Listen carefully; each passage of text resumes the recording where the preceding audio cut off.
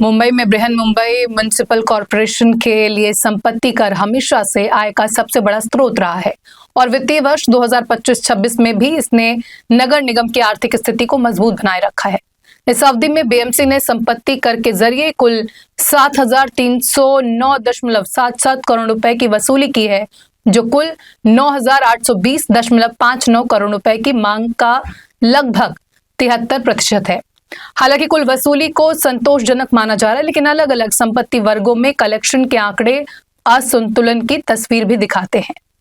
शहर में कुल 11.07 लाख देयकों के अंतर्गत करीब 39.94 लाख यूनिट पर टैक्स लगाया गया था, जिसमें आवासीय, वाणिज्यिक, औद्योगिक और प्लॉट कैटेगरी शामिल है।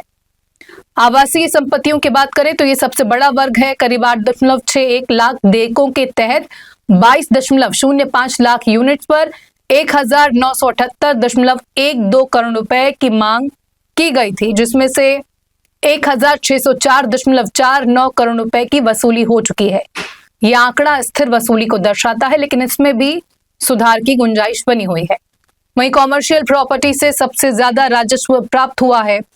1.71 लाख देयकों के अंतर्गत 4.60 लाख यूनिट्स पर 3,115.40 करोड़ रुपए की मांग की गई थी, जिसमें 2,892.24 करोड़ रुपए की वसूली हुई। इस उच्च वसूली दर ने बीएमसी की कुल आय को मजबूत आधार दिया है।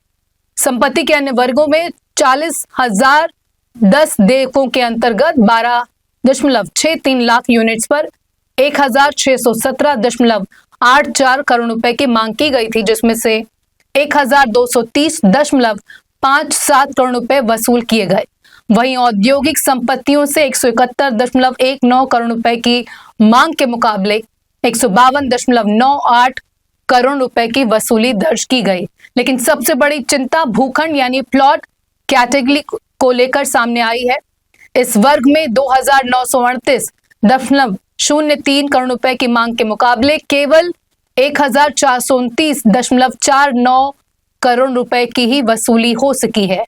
यानी यहाँ भारी बकाया अब भी लंबित है, जो बीएमसी के लिए एक बड़ी चुनौती बना हुआ है।